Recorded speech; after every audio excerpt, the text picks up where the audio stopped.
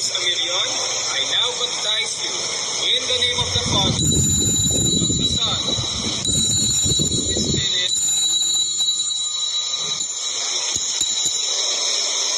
Royce Amirion, I now baptize you in the name of the Father, of the Son, of the Holy Spirit.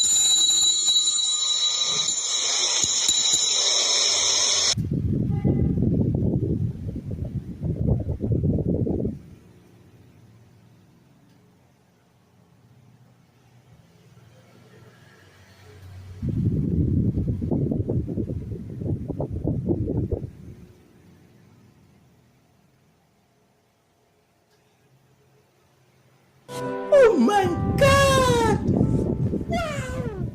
And Father, Son, and God, as long are you lost in the blood of the Lamb? Walk in the blood of the Lamb. Do you rest each moment in the crucified? Are you washed in the blood of the Lamb? Are you washed in the blood? With a soft sing